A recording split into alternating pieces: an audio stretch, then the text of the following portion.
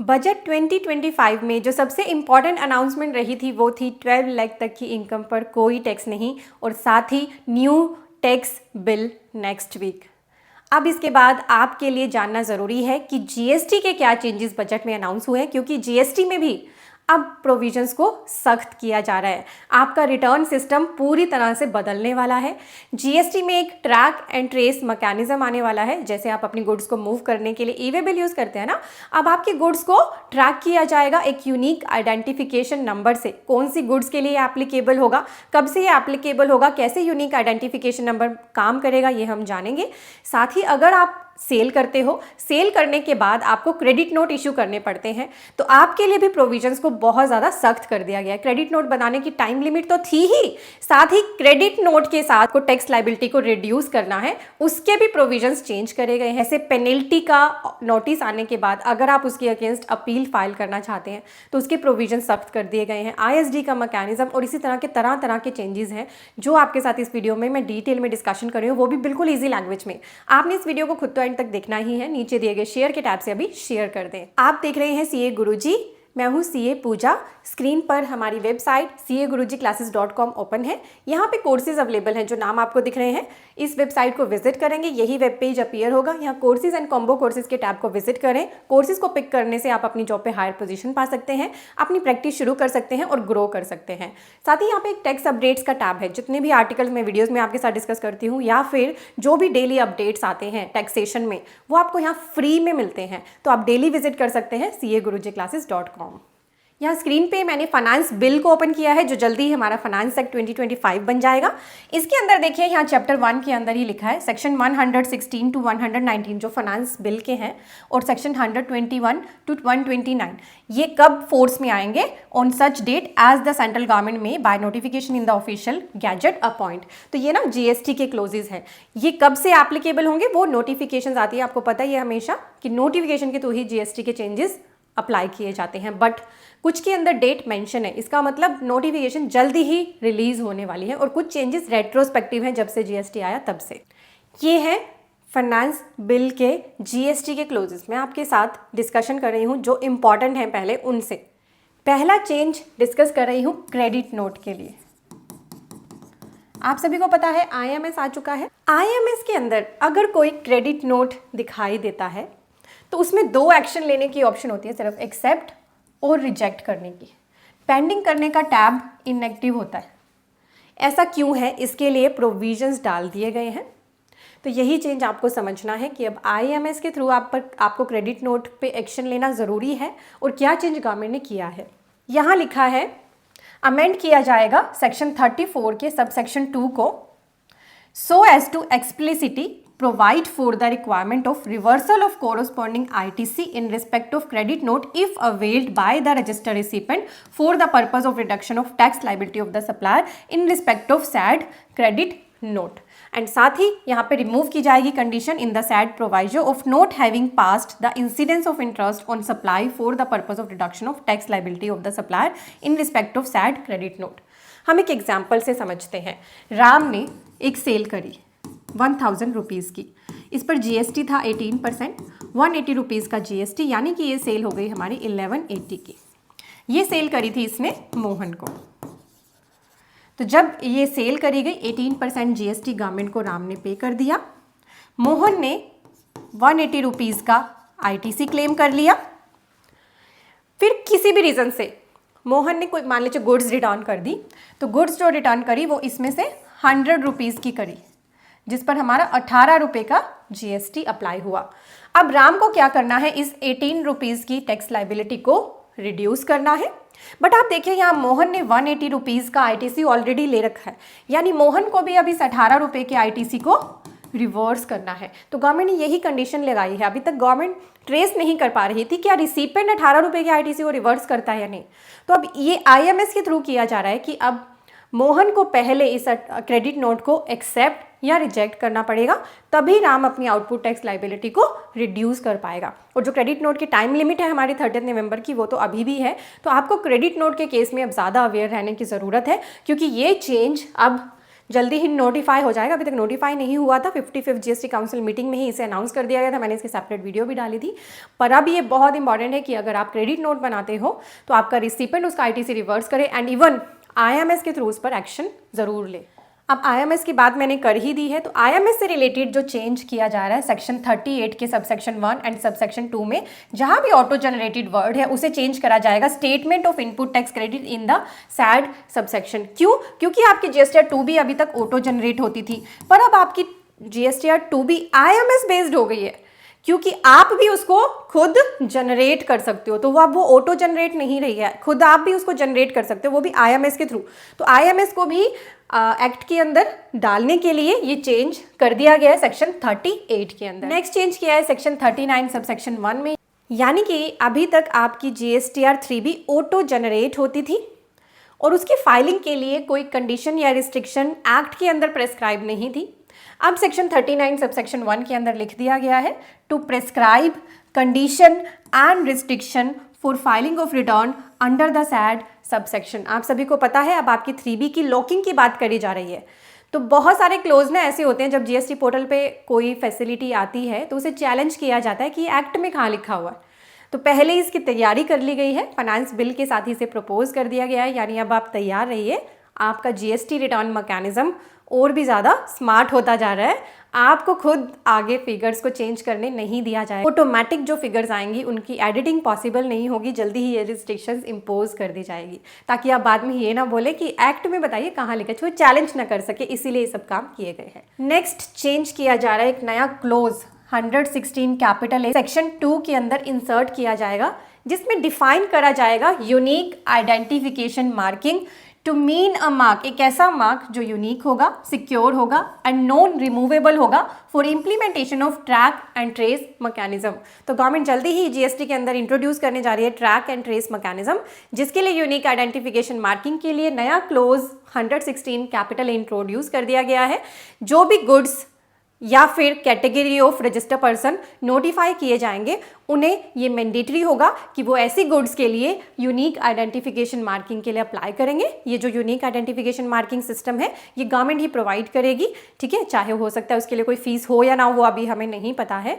वो नंबर मिलते ही वो आपके प्रोडक्ट पर लगेगा, चाहे वो स्टैम्प हो सकती है, कोई मार्क हो सकता है जो नॉन रिमूवेबल होगा। जैसे आप प्रोफेशनल हैं, आप सीए हैं अगर, तो आपको पता होगा आईसीआई के अंदर हमारे यूडीआईएन काम करता है कि सीए अगर कोई भी चीज़ सर्टिफाई करता है तो उसे यूडीआईएन की वेबसाइट से जाकर यूडीआईएन नंबर जनरेट करना होता है उस डॉक्यूमेंट के लिए, और फिर वो डॉक्यूमेंट पे लिखना होता है। इस डॉक्यूमेंट को कोई भी फोर्ज नहीं कर सकता, कोई भी मिसयूज नहीं कर सकता। कुछ इसी तरह का सिस्टम मान लीजिए यूनिक आइडेंटिफिकेशन मार्किंग, जो कुछ ही गुड्स के लिए, अभी ऐसा नहीं है कि सभी के गुड्स के लिए आ जाएगा ये, वो गवर्नमेंट नोटिफाई करेगी किन गुड्स के लिए और किन क्लास ऑफ रजिस्टर पर्सन के लिए एप्लीकेबल होगा। वैसे सुनने में यही आया था कि ये तंबाकू, पान मसाला, ऐसी गुड्स जो गवर्नमेंट के लिए बहुत मुश्किल है जिनको ट्रैक करना, जो टैक्स इवेजन प्रोन है, उनके लिए आएंगे। इसी के लिए दो और चेंजेस हैं। एक नया सेक्शन 122B ऐड किया जाएगा for penal provision of contravention of provision relating to track and trace mechanism. तो ऐसा नहीं है कि कोई पर्सन सोचे कि मुझे क्या ज़रूरत है इसे फॉलो करने की, पेनल्टी प्रोविजन भी इसमें ऐड किया गया। 122B नया सेक्शन आया है। देन एक और सेक्शन इंट्रोड्यूस किया गया 148 capital A to provide for enabling provision of implementation of track and trace mechanism for ensuring effective monitoring and control of supply of specified commodities। तो specified commodities के लिए ये लाया जाएगा। क्लियर है आपको? तो ट्रैक एंड ट्रेस मैकेनिज्म भी जल्दी ही जीएसटी में आने वाला है। नेक्स्ट चेंज हुआ है शेड्यूल 3 के अंदर। जो शेड्यूल 3 की हमारी सप्लाईज होती है, which are neither supply of goods and not supply of services, उसका जो पैराग्राफ 8 है उसके अंदर नया क्लोज AA इंसर्ट किया है, which is the supply of goods warehouse in a special economic zone or free trade warehousing zone to any person before the clearance for export or to the domestic tariff area shall be treated neither supply of goods and nor supply of service। तो ये transaction भी अब add कर दी गई है neither supply of goods nor supply of service के अंदर। साथ ही इसमें एक्सप्लेनेशन भी ऐड करी जाएंगी, एक्सप्लेनेशन 2 एंड एक्सप्लेनेशन 3 जहां भी रिक्वायरमेंट है, ठीक है। तो ये भी अब मानी जाएगी, neither supply of goods NOR supply of service. जो शेड्यूल 3 की अमेंडमेंट है 1 जुलाई 2017 से एप्लीकेबल होगी। कुछ चेंजेस के लिए डेट्स इसी में फाइनेंस बिल में ही लिखी हैं, कुछ चेंजेस के लिए डेट्स नहीं लिखी हैं, तो वो नोटिफिकेशन के थ्रू आपको पता चलेंगी। और साथ ही एक और क्लोज इसमें ऐड करा गया है, to clarify that no refund of tax already paid in respect of aforesaid activity और ट्रांजैक्शंस शैल बी अवेलेबल। तो अब तो गवर्नमेंट ने ऐसा कर ही दिया है कि अगर किसी भी नए चेंज की वजह से पास्ट में आपने कोई भी पैसा गवर्नमेंट को पे कर दिया था जबकि वो आपके लिए कोई लाइबिलिटी थी ही नहीं, तो आपको कोई भी रिफंड नहीं दिया जाएगा। नाउ जो मैंने आपको बोला कि अगर आपके लिए पेनल्टी ऑर्डर आया है, आपको अपील में जाना है तो वो मुश्किल हो गया है, उसके लिए 2 क्लोजेज ऐड करे गए हैं, क्लोज 124 एंड 125, जिसने चेंज किया है पहले तो सेक्शन 107 सब सेक्शन 6। अगर पेनल्टी ऑर्डर है आपके पास तो आपको रिक्वायरमेंट रहेगी यहाँ भी प्री डिपॉजिट करने की 10% of the penalty amount for filing appeal before the appellate authority against an order which involve demand of penalty without involving any demand of tax। चाहे वो आपका ऑर्डर ऐसा है जिसमें आपका टैक्स का डिमांड नहीं है, सिर्फ और सिर्फ पेनल्टी का डिमांड है, तो भी आपको 10% यहाँ पे डिपॉजिट करना होगा। फर्दर अगर आप सेक्शन 112 के अंदर जा रहे हैं,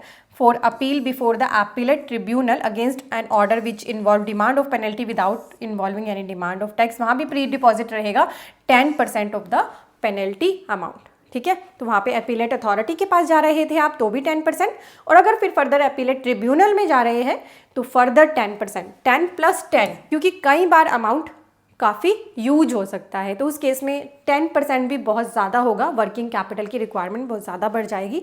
सो थोड़ा सा ये कहीं ना कहीं एक हार्श प्रोविज़न लाया गया है, इसके लिए तैयार रहिए, इम्प्लीमेंट हो जाएगा नोटिफिकेशन के through. Next very important change, आपका सेक्शन 17(5) जो ब्लॉक क्रेडिट की बात करता है, उसका जो क्लोज डी है उसको चेंज करा गया है। उसके अंदर एक वर्ड लिखा हुआ था प्लांट और मशीनरी, जिसकी वजह से एक जजमेंट आई थी सुप्रीम कोर्ट की सफारी रिट्रीट की, जिसकी वजह से गवर्नमेंट को नुकसान हो सकता था। प्लांट को यहाँ पे अलग कंसीडर किया जा रहा था, मशीनरी को अलग, और आईटीसी को अलाउ करने की बात करी जा रही थी इस केस में, तो गवर्नमेंट को इससे नुकसान होता, इसीलिए रेट्रोस्पेक्टिव अमेंडमेंट लाई गई। 1 जुलाई 2017 से एप्लीकेबल रहेगी। क्या अमेंडमेंट कर दी है? So as to substitute the expression plant और मशीनरी को सब्सटीट्यूट किया जा रहा है प्लांट एंड मशीनरी से, to remove any ambiguity in interpretation for the purpose of availment of input tax credit in such case, तो रेट्रोस्पेक्टिव लॉ को amend कर दिया गया है।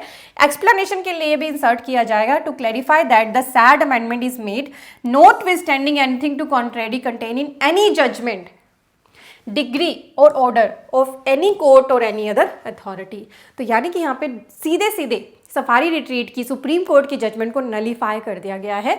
सीधे सीधे रेट्रोस्पेक्टिव इफेक्ट से अमेंडमेंट कर दी गई है कि प्लांट और मशीनरी को आपको रीड करना है प्लांट एंड मशीनरी, ताकि गवर्नमेंट को आईटीसी का नुकसान ना हो। This is very important change, यानी जब भी लॉ मेकर से गलती होगी तो लॉ को रेट्रोस्पेक्टिवली अमेंड कर दिया जाएगा। पर अगर आपसे 1 महीने की भी रिटर्न भरनी रह गई, आप नहीं फाइल कर पाए, किसी कारण से लेट कर दी, तो आपको तो लेट फीस देनी ही पड़ेगी, और साथ ही कोई एमनेस्टी स्कीम आ गई तो आपको कोई रिफंड भी नहीं मिलेगा। So this is the mechanism जो आप सभी को पता ही है। नेक्स्ट चेंज है 2 सेक्शंस के सब सेक्शन ऑमिट किए जा रहे हैं, सेक्शन 12 का सब सेक्शन 4 एंड सेक्शन 13 का सब सेक्शन 4।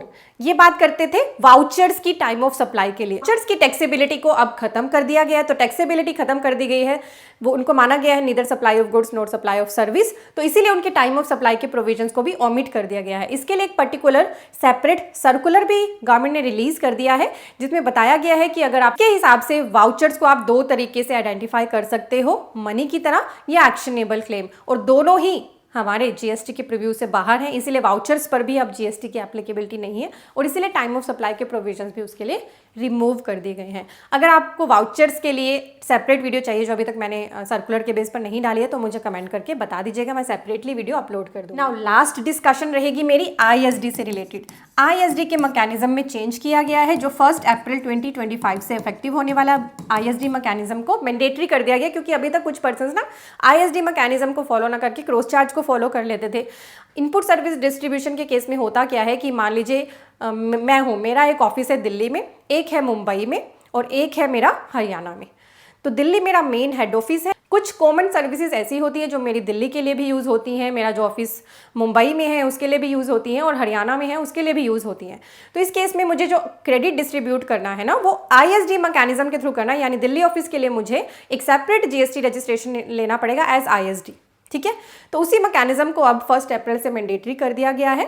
साथ ही इसमें बात करी गई थी कि अगर कोई RCM के इन्वॉइसेज हैं और उनका ITC डिस्ट्रीब्यूट करना है, अगर वो CGST SGST है तो उसके लिए तो ऑलरेडी हमें नोटिफाई कर दिया गया था 2024 में ही मैकेनिज्म। अब IGST उससे कवर करना रह गया था, तो IGST के लिए भी इसमें क्लोजेस डाल दिए गए हैं। यही यहाँ पर लिखा, आप पढ़ेंगे तो इसके लिए जो हमारा क्लोज है सेक्शन 2 का 61 वहाँ पे ऐड किया जाएगा, so as to expressly provide for distribution of input tax credit by input service distributor in respect of inter state supplies on which tax has to be paid और reverse charge basis by inserting reference of section 5 subsection 4 and 3 of the Integrated Goods and Service Tax Act in the definition of ISD। और साथ ही इसी के लिए फिर further जो section 20 के अंदर अमेंडमेंट करनी थी वो भी इसी में डाल दी गई है। तो यानी अब ISD मैकेनिज्म 1 अप्रैल से मैंडेटरी हो रहा है और उसके लिए फिर फर्दर RCM के भी जो इनपुट टैक्स क्रेडिट देने हैं, मतलब पूरा मैकेनिज्म ही इसका काफ़ी हद तक चेंज किया गया है। साथ ही एक छोटा सा चेंज सर्विस टैक्स के लिए भी आया है। Clause 130 of bill 6 to provide retrospective exemption from service tax. Retrospective exemption दी जा रही है to reinsurance service provided by insurance company under the weather based crop insurance scheme and modified national agriculture insurance scheme for the period from कब से 1 April 2011 to 30 June 2017, both days inclusive. Finance bill में introduce किया, वैसे 55th GST council meeting के साथ ही इनको बता दिया गया था। अब इनके लिए नोटिफिकेशंस का वेट करिए, जल्दी ही नोटिफिकेशंस भी आ जाएंगी जो आपको हमारे चैनल पर श्योरली मिलेंगी। टैक्स के लिए और इनकम टैक्स रिटर्न के लिए अगर आपको अवेयर रहना है तो शेयर टैब के साइड में आपको एक टैब दिख रहा है सब्सक्राइब का, इस पर क्लिक कर दें। ये बिल्कुल फ्री है, आप मुझे इंस्टाग्राम पर भी फॉलो कर सकते हैं, आपको मेरी इंस्टा ID स्क्रीन पर दिख रही है। में टाइप करें CAGurujiclasses.com, आपके सामने यही वेब पेज आएगा। यहाँ पर आपको कोर्सेज एंड कॉम्बो कोर्सेज के टैब दिख रहे हैं। हमारे इस वेब पेज पर आपको GST, income tax, accounting, automation of balance sheet, MSME, TDS के इंपॉर्टेंट कोर्सेज मिलते हैं। यहाँ आपको सभी कंसोलिडेटेड कोर्सेज दिख रहे हैं। तो आप अपनी प्रैक्टिस करने के लिए या जॉब में हायर पोजीशन पाने के लिए इन कोर्सेज का बेनिफिट लें। कोर्सेज सेक्शन में आएंगे तो आपको ये 2 तरह के थंबनेल दिख रहे हैं, एक येलो कलर के वर्ड्स में और एक ये ब्लैक थंबनेल दिख रहा है। ब्लैक थंबनेल की वैलिडिटी लाइफ टाइम है और जो अदर येलो कलर के कोर्सेज उनके लिए कुछ हमने लिमिटेड वैलिडिटी पीरियड लिखा है। तो आपने कन्वीनियंस अपनी देखनी है कि आपको लिमिटेड टाइम में ही कोर्स को कवर करना है तो लिमिटेड टाइम के कोर्स ले लीजिए। आपको लगता है कि मेरे पास इतना टाइम नहीं होता तो लाइफ टाइम अगर मेरे पास अवेलेबल रहेंगे लेक्चर्स तो मेरे लिए कन्वीनियंट रहेगा, तो आप अपने हिसाब से कोर्स को बस पिक करें, उस पर क्लिक कर लें, यहाँ आकर उसका पूरा करिकुलम रीड कर लें ताकि आप देख सकें क्या क्या कवरेज हमने इसमें कर दी है और क्या आपकी नीड को ये सेटिस्फाई कर रहा है। ऐड टू कार्ट पे क्लिक करके जैसे आप अमेजन फ्लिपकार्ट से शॉपिंग करते हैं वैसे ही आपको शॉपिंग करनी है। आपका यहाँ पे लॉगिन भी क्रिएट हो जाएगा और इसी वेब पेज पर लॉगिन करके आप हमारी कोई भी कोर्स जो लेते हैं लर्निंग उनको कर सकते हैं। ये रिकॉर्डेड लेक्चर्स होते हैं। और हमारा जो ये ऑटोमेशन ऑफ बैलेंस शीट का कोर्स है ना, इसमें हमने आपको आधे से ज़्यादा एक्सेल भी सिखा दिया। आपकी बैलेंस शीट तो ऑटोमेट हो ही रही है, एक्सेल की भी आपकी नॉलेज इस कोर्स को लेने से बहुत ही बढ़ जाएगी। ये हमारा मोस्ट पॉपुलर कोर्स है। और आप यहाँ पे एक FAQ का टैब है, इस FAQ टैब में आएंगे तो आपको वीडियोज़ यहाँ पर मिल जाती हैं how to join the course की, आप वीडियोज़ देख लें, एंड हाउ टू ये वीडियो है, ये वीडियो जिस पे लिखा है, and how to access the course. इन दोनों वीडियो को देखने से आपको क्लैरिटी हो जाएगी किस तरह से आपने हमारी वेबसाइट पे आके कैसे कोर्स को बाय करना है और फिर बाय करने के बाद कैसे देखना है। तो CA गुरुजी कोर्सेज के लॉन्च किए हुए इन इंपॉर्टेंट कोर्सेज का बेनिफिट ज़रूर लें और अपने और भी फ्रेंड्स को अवेयर कर दें। हमारी वेबसाइट को आप शेयर कर सकते हैं CAGurujiclasses.com।